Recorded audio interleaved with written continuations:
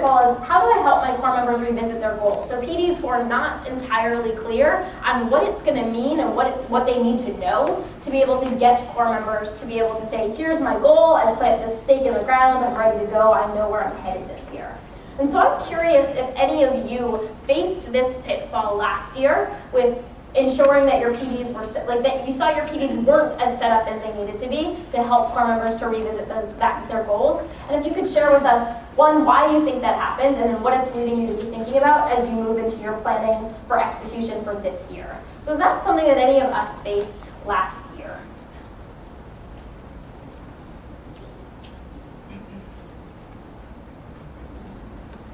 Oh. Yeah, I would definitely say, Paisley from Los Angeles, I would definitely say that I think this pitfall was brought up yesterday, but I think in LA we fell into the pitfall of having a super detailed plan at the beginning, and then we kind of thought we'll get to perhaps that chunk because it's coming at the end. We'll plan for that once we're in the middle a little bit, and then I think we just fell into the fact that we didn't have a really great plan to support our PDs and implement those CIE and revising your big goal sessions, and so I think that was definitely our. So basically, on the team level, there wasn't a clear plan for what this was going to happen, what was going to happen, and then that therefore impacted PDs and their ability to do this. And I think I saw very similar things for us in Atlanta, which is literally, I don't think our PDs fully understood the significant gains guidelines. I don't think our PDs fully understood what an appropriate goal was for each of the content areas they were supporting. I don't think our PDs had the ability then to help their core members to have a goal that was really meaningful. And then I think I'm also drawn to the video we saw yesterday of Amanda from DC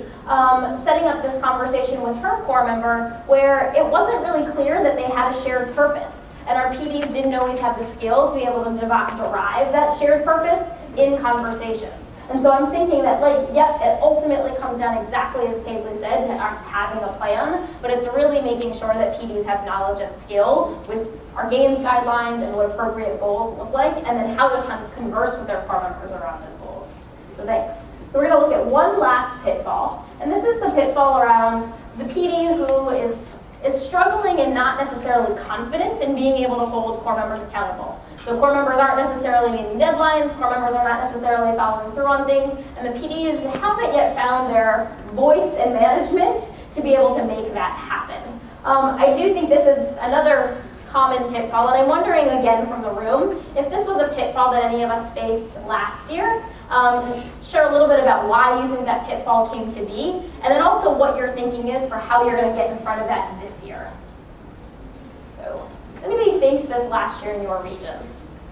Yeah, thanks. So I'm thinking about Baltimore, and I think there are many reasons why some of us didn't follow up on the Unit 1 result. I think some of it was the not knowing the accountability factor. Others of us thought, oh, I'll just get it when I co-investigate. But I think there was a mindset of a missed opportunity on building the relationship as it connects to the bigger picture and the goals that we want to achieve.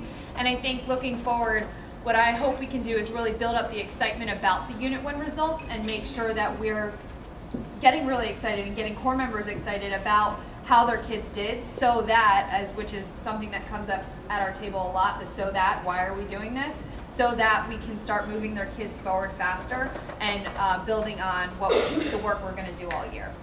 Thanks, Diana. I think that's really helpful because I think, again, what that resonates with me is that we need to make sure PDs have the ability to create that to create that shared purpose, because when they create that shared purpose, it feels more comfortable and natural that I want to look at your results and I want to hold you accountable to those results. And so I just think it's really important, again, that our PDs have a full understanding of just our strategy. Why does our strategy with getting folks to be Unit 1 ready and then progress note matter? Yeah, I see your hand, Sarah.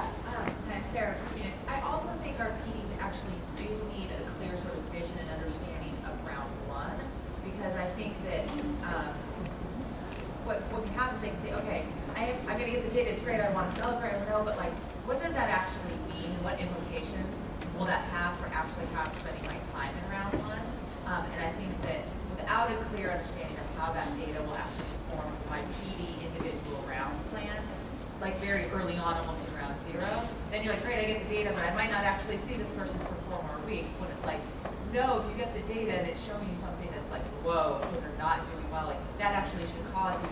meet with that person early on. So I think we have to really build out a very strong understanding and vision of what the purpose and what round one should be looking like, as opposed to just like I co-investigate with everybody and I just schedule that in over the course of 6 weeks. So I think like that speaks to wanting to simultaneously make sure our core members have this big picture vision and our program directors having this big picture vision. Because when we think about and separate into chunks round 0 from round 1, it's our PDs that we're falsely setting them up to think of those things as separate entities as opposed to like a flowing stream. So we see this handful of pitfalls.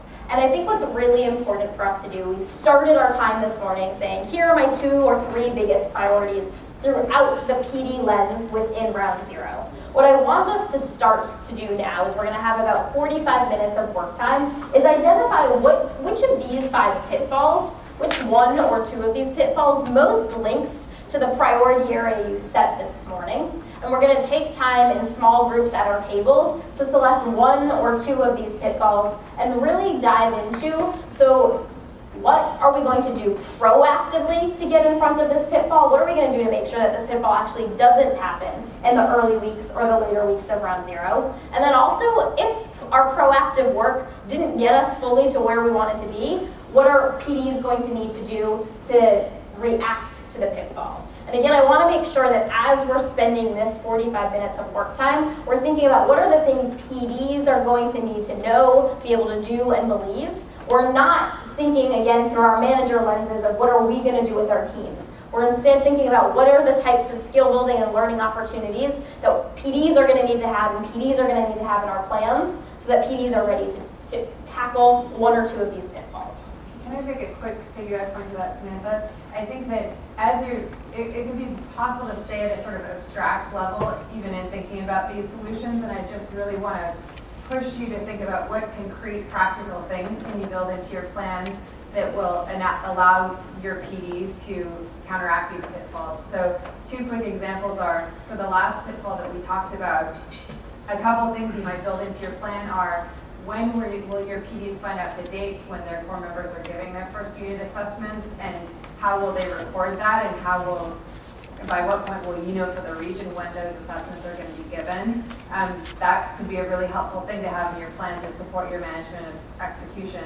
I think another thing you could consider are what regional structures are going to exist to support your PDs at the end of round 0. So you might want to check your dates for your CIU 1 and 2 sessions so that they align to when you think the Unit 1 results will come in, so that if you have a good concentration of new PDs or just for your whole team, they'll have a natural opportunity to celebrate and analyze Unit 1 results right when they're coming in.